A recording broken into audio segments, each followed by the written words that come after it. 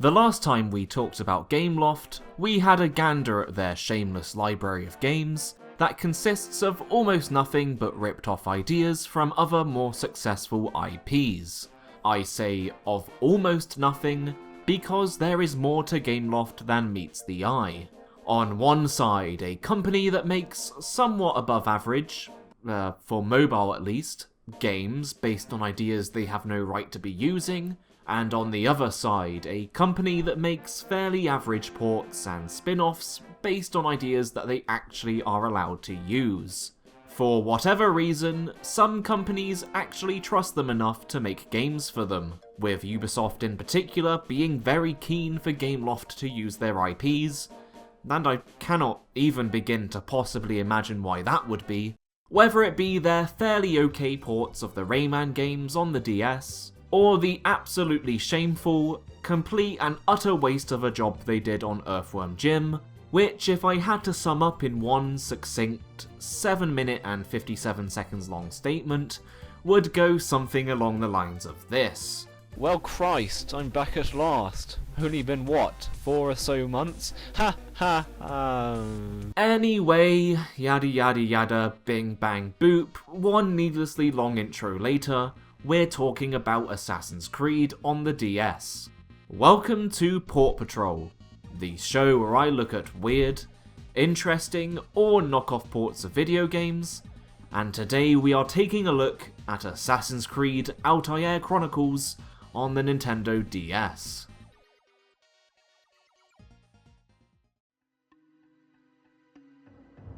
But what is Assassin's Creed? I hear no one asking because this is a YouTube video and thus I cannot actually hear you say anything, and also Assassin's Creed is one of the most popular and successful gaming IPs in recent history, but that's only because it got sequels. And if you were lucky enough to jump into the series with one of those sequels, then you can count yourself lucky that you never had to play the first one. Released in 2007, Assassin's Creed was the first game of the brand spanking new console generation I saw that actually blew me away and made me think, hey, pretty sick. Offering an insane level of freedom with massive cities to explore, allowing you to seamlessly jump from rooftop to rooftop until you run into some contrived Animus BS that no one likes or you expertly fall off it to your death. Fine. Come on, let's fight.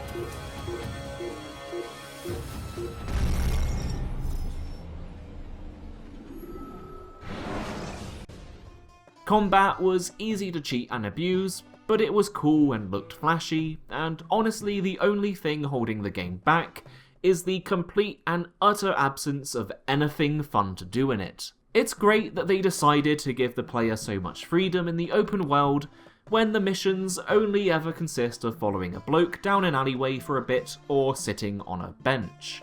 But as much as it pains me to say it in front of the internet, you know, because you guys think I'm so cool and all that, it has a special place in my heart, and is honestly my favourite Assassin's Creed game. And trust me, I've played at least 3 of them. Not that any of what I just said meant anything to me in 2007, as just like with Oblivion, which we covered last episode, I didn't have an Xbox 360 to play the game on. But unlike Oblivion, the solution to my woes actually existed and came in the form of Assassin's Creed Altair's Chronicles, my first ever Assassin's Creed game.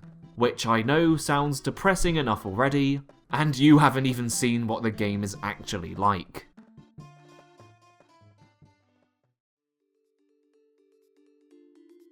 How did they manage to squeeze the vast open world and sprawling cities of Assassin's Creed into a DS cartridge? That was the first thing I thought to myself as a kid before I got my hands on this game.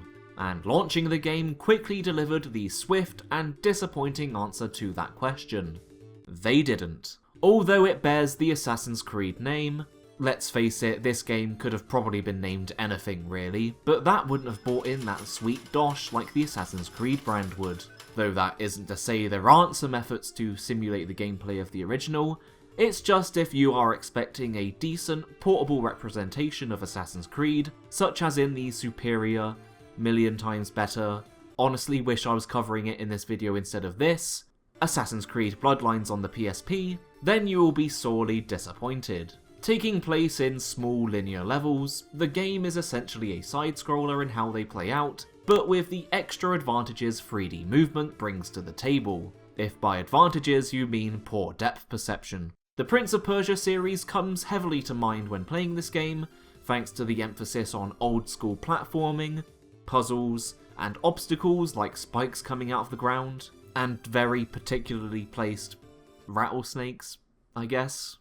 Nah, that's probably fine. But that isn't necessarily a bad thing. Prince of Persia is a great series, and it led directly to the creation of Assassin's Creed, so it's like the franchise has come full circle. And I think that if they had tried to emulate the original gameplay on the DS, it would have ended up to be a complete mess. So as long as they pull off this new gameplay style reasonably well, then what's not to like?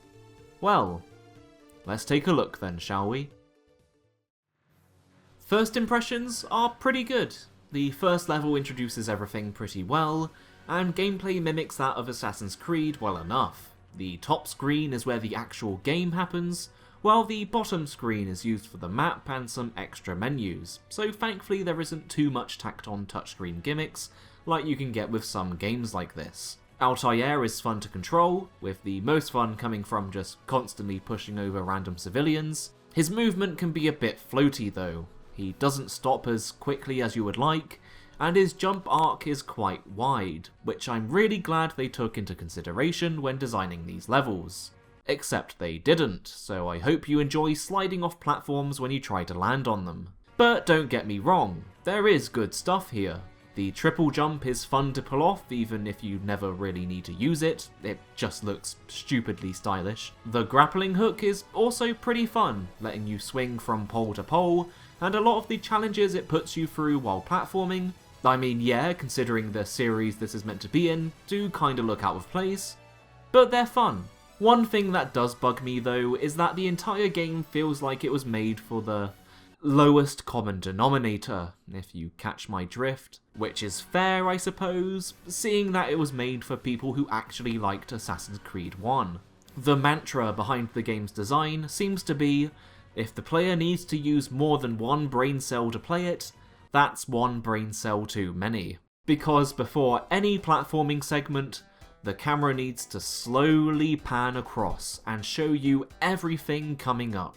When you need to solve a puzzle, the camera slowly pans across and zooms in on every single item you need to solve it. Nothing is kept up to surprise. Imagine if you were playing Donkey Kong Country, and before every platforming segment, the game paused and just scrolled across the screen and showed you everything you needed to do. Or if you went into a new room in The Legend of Zelda and it pointed at every single thing you need to solve the puzzle with.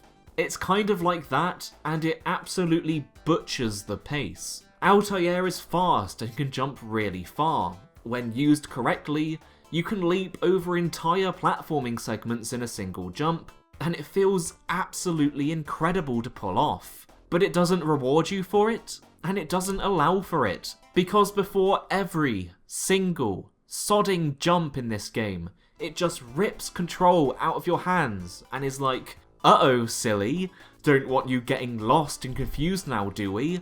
Heaven forbid anyone tries to play this game and have fun with it.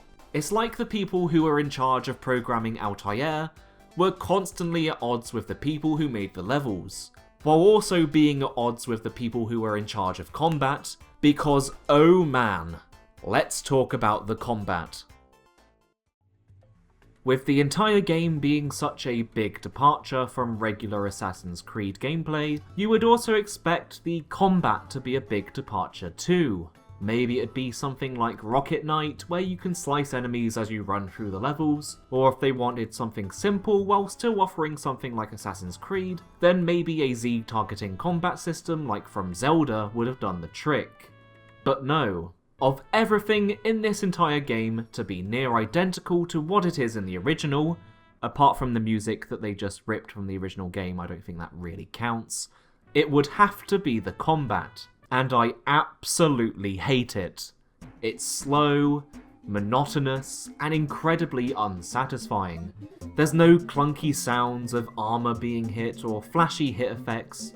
You get very quiet sword swooshes and sometimes a grunt. You know how Assassin's Creed, it's like you hit someone with a sword and you feel it, you know? Metal meets metal, the enemy comes crashing to the ground. It had real weight to it. The enemy can block your attacks, but there's no doubt on whether or not a hit will connect. You have options. You could try to break through their defense with constant attacks, throw them off buildings or into stalls. You could play it defensively and parry attacks that come your way. It was simple, but it was still satisfying, if not just for the flashy animations. The DS doesn't really have any of that. My biggest problem is the uncertainty behind it all, which makes it so annoying to fight. Sometimes you hit an enemy, 3 strikes and they die. Other times you can wail on them forever and they just block all your attacks, or take barely any damage, but it's impossible to tell if they're going to block or not. It makes the weapon upgrades you get feel unsubstantial, because no matter what, the battle drags on forever because there aren't many options open to you to turn the tide of battle. You have no choice but to just fight through the blocking until about halfway through the game, when you get a combo in which the last kick is guaranteed to do a little bit of damage. So you just end up spamming that instead.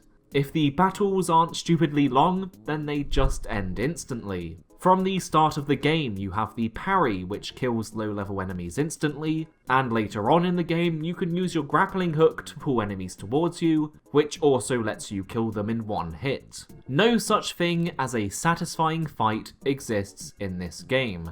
They are either too short, too long, or it's a boss battle where you just repeat the same attack pattern over and over again. And it's not like you can just run past the enemies. And God knows I've tried, because if an enemy attacks you, it locks you into an animation so you can't get past them. At the very, very least, the bomb is kind of fun to use, because it can kill lots of people in one hit, and the crossbow is also kind of fun, but again, just because it kills them in one hit. What is this game then, apart from a mistake?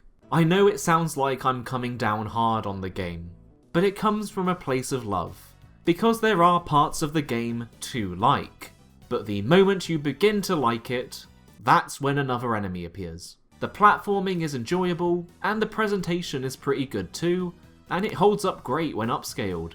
There are mini-games meant to enhance your assassinating experience. There's pickpocketing, where you need to drag a key out of a wallet containing mysteriously vibrating items, which makes it still more involving than the actual pickpocketing from the original game.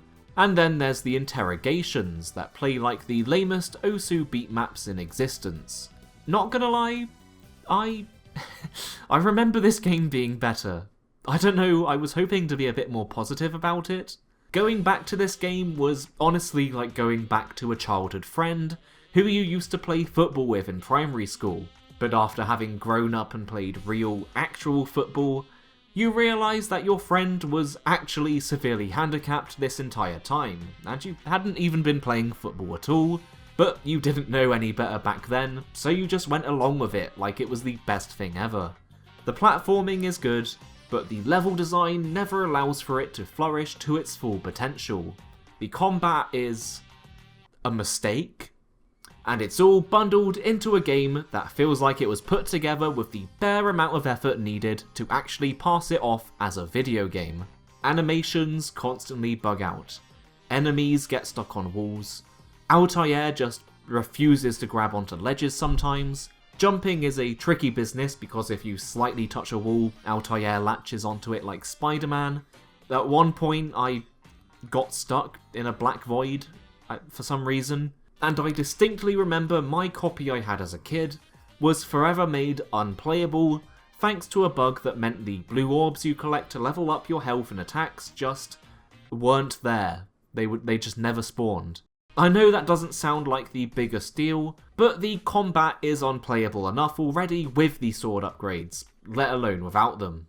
It all comes together to create an experience whose smoothness is comparable to that of sandpaper. But if you are so inclined to play it, You could either emulate it on the DS, because let's face it, who is actually going to go out and buy this game? Or you could download the iOS version of it if you want, like, slightly nicer graphics. Or you could play the PSP Assassin's Creed game, which is pretty good. Or Assassin's Creed 2 on the DS that I haven't played, but it looks a lot better than this one. Or, crazy idea here, just play the actual Assassin's Creed. I think that sounds good, right?